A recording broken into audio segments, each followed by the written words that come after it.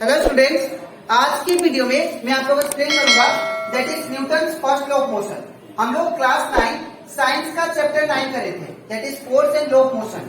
इसके पिछले वीडियो में मैंने आप लोगों को समझाया था दैट इज लेक्चर 1 और 2 में दैट इज फोर्स क्या होता है और उसके इफेक्ट के बारे में। ठीक है, इसी के साथ साथ मैंने आपको लेक्चर 2 में सिखाया था कि बैलेंस और अनबैलेंस फोर्स क्या होता है, उसका मैंने आप लोगों को कॉन्सेप्ट सिखाया था। ठीक है, इसी के साथ साथ अभी तक हम लोग क्लास 9 साइंस का चैप्टर 1, चैप्टर 2 और चैप्टर 3 और चैप्टर 8 मैंने आप लोग को उसमें का हर एक टॉपिक डिटेल में एक्सप्लेन किया।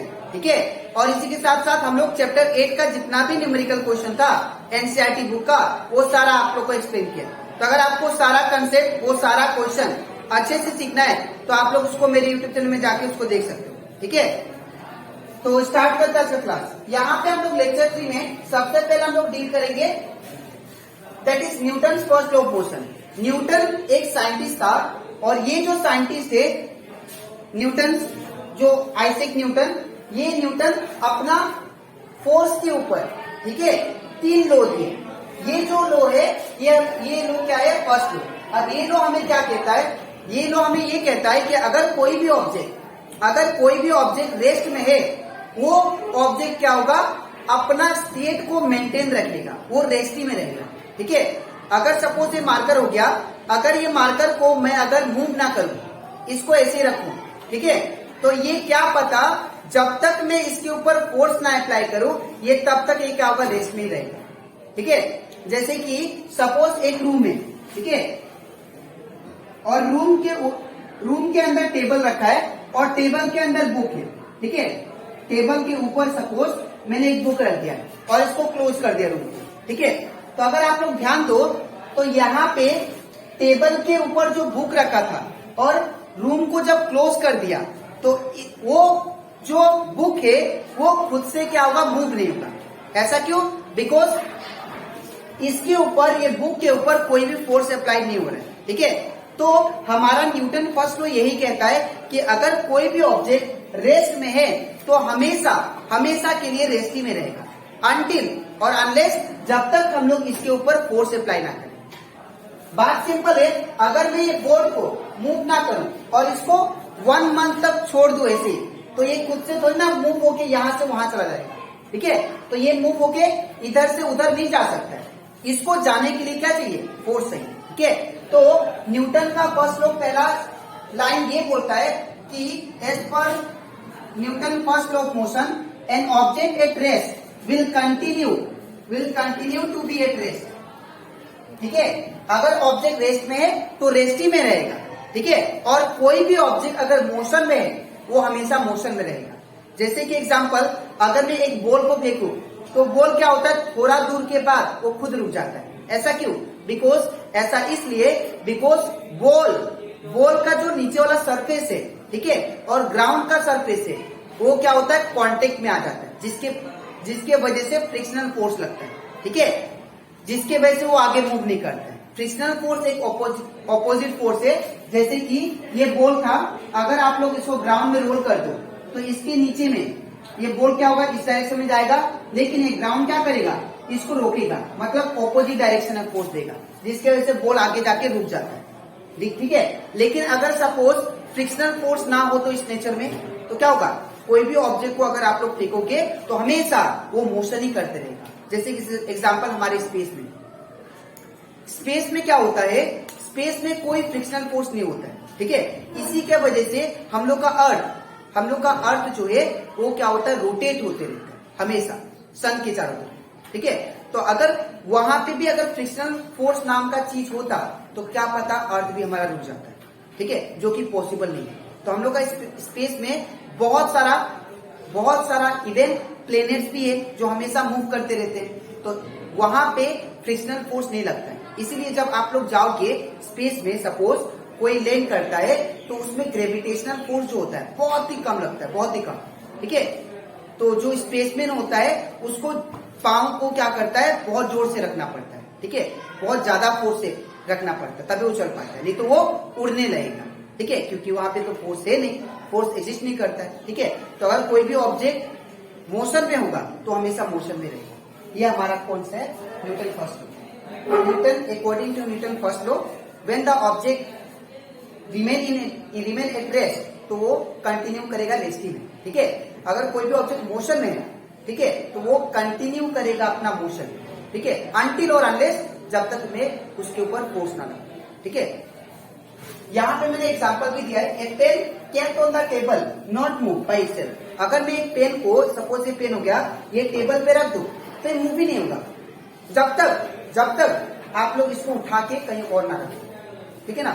ये जब तक आप लोग एक दिन रखो पेन को टेबल के ऊपर, 2 दिन रखो, 3 दिन रखो, या 1 ईयर रखो, 2 ईयर्स रखो, ये पेन खुद से कभी मूव नहीं होगा, ठीक है, जब तक आप लोग फोर्स ना करें।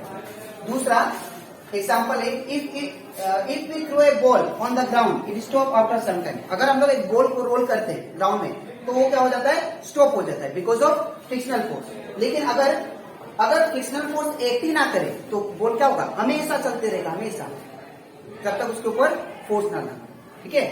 तो ये था, आई होप आप लोग को न्यूटन फर्स्ट लॉ अच्छे से क्लियर हो जाएगा, ठीक है। तो आप लोग को इसको रट्टा नहीं मारना है, आप लोग को बस ये याद रखना है कि अगर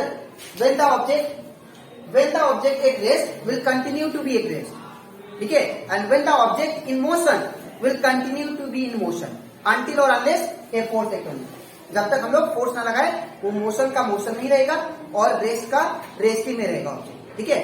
तो अब इसके नेक्स्ट स्लाइड में मैं आप लोग को बाकी कॉन्सेप्ट सिखाता हूँ, ठीक है। तो इसके बाद हम लोग सीखते हैं कंसेप्ट ऑफ इनर्शिया।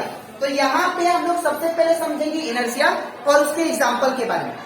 अगर मैं बात करूं इनर्शिया क्या होता है, ये इनर्शिया का मतलब होता है, इनर्शिया एक टाइप का प्रॉपर्टी है जो आपको ये बताता है कि कोई भी ऑब्जेक्ट का जो स्टेट है किस तरह चेंज हो रहा है, ठीक है, वो चेंज होने से बचाता है। जैसे कि कोई ऑब्जेक्ट रेस्ट में है, अगर वो मोशन में हो रहा है तो उसको रेस्ट में ही रखना चाहता है, ठीक है। तो जो चेंज इन स्टेट है उसको, उसका प्रॉपर्टी को बताने वाला कौन है, इनर्शिया। अगर कोई भी ऑब्जेक्ट का स्टेट चेंज हो रहा है, रेस्ट से मोशन में जा रहा है या मोशन से रेस्ट में जा रहा है, ठीक है, तो ये जो चेंजेस है वो चेंजेस को रेजिस्ट करने वाला, चेंजेस से बचाने वाला जो प्रॉपर्टी है वो क्या है, इनर्शिया, ठीक है। तो मैंने वही लिखा है definition, inertia is a property of a body by which it resist change in state of rest of motion. वो क्या करता है, अगर कोई भी ऑब्जेक्ट मोशन में है तो मोशन में होने के बाद, अगर मैंने ये मार्कर को ही फेंक दिया तो मार्कर को फेंकने के बाद वो थोड़ा देर के बाद क्या हो जाएगा, रेस्ट में। लेकिन वो रेस्ट में होने ना दे, वो एक ऐसा प्रॉपर्टी हमारा इनर्शिया, ठीक है। यहाँ पे मैंने कुछ एग्जांपल दिया है जिसके थ्रू आप लोग को इनर्शिया का कॉन्सेप्ट क्लियर हो जाएगा, ठीक है।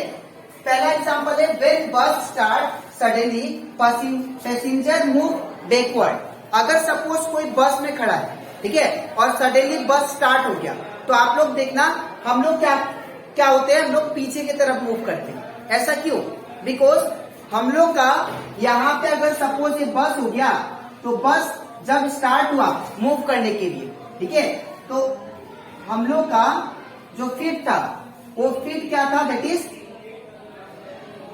फीट जो है वो बस के साथ अटैच है।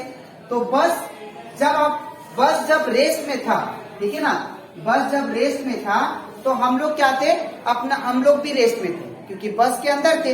लेकिन जैसे ही सडनली बस स्टार्ट हो गया तो ये बस किस में आ गया, मोशन में, और अलोंग विद द बस हम लोग का फीट भी किस में आ गया, मोशन में। लेकिन हम लोग का जो अपर पार्ट है, बॉडी का अपर पार्ट जो है वो फिर भी क्या था, रेस्ट में था, ठीक है, और ये किस में आ गया, मोशन में।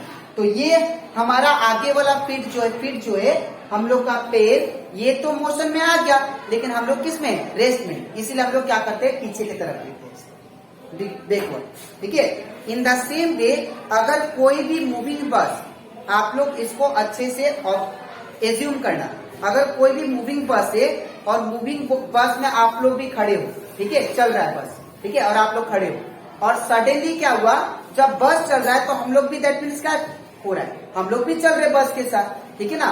तो हम लोग का पूरा बॉडी पार्ट किस में, मोशन में।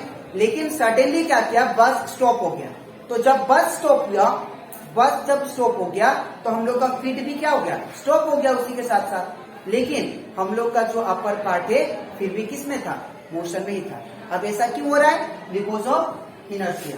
इनर्शिया एक ऐसा प्रॉपर्टी है जो क्या करता है, अगर सडनली कोई रेस्ट में आ गया तो वो क्या करता है, उसको रेजिस्ट करता है।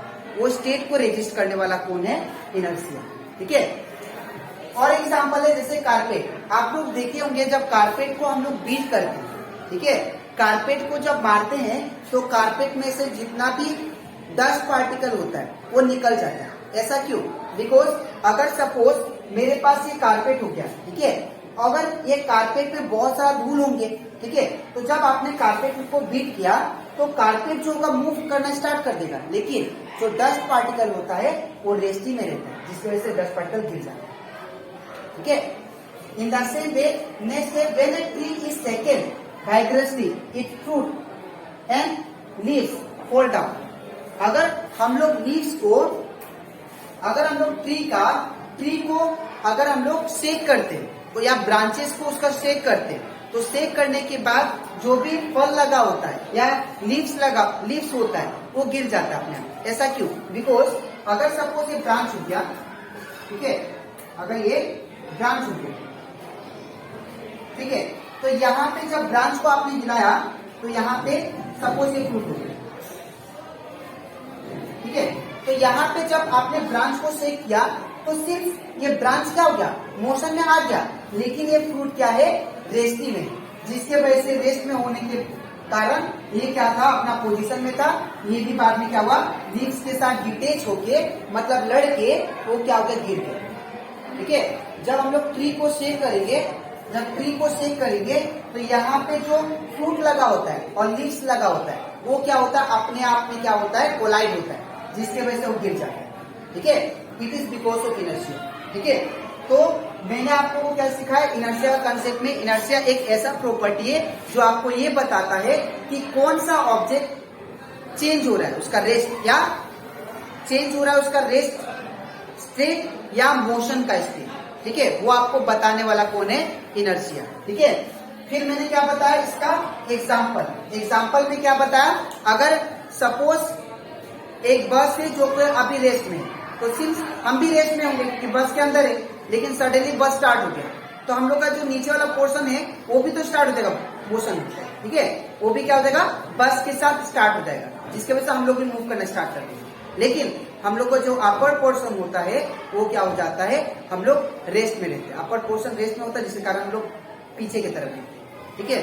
सिमिलरली बस जब अगर चलते हुए बस में अगर हम लोग सफर करें तो सडनली जब बस रुकता है तो हम लोग का फीट भी रुक जाता है, लेकिन हम लोग का जो अपर पोर्शन है वो मोशन में रहता है। ठीक है, जिसके वजह से हम लोग फॉरवर्ड गिरते हैं। ठीक है। तो ये था कुछ कंसेप्ट इनर्शिया का। तो आई होप आपको ये इनर्शिया का कंसेप्ट अच्छे से क्लियर हो गया होगा। ठीक है। अब इसके नेक्स्ट वीडियो में मैं आपको समझाऊंगा न्यूटन का सेकंड लॉ ऑफ मोशन। ठीक है। तो आज के लिए इतना ही, मिलते हैं नेक्स्ट वीडियो।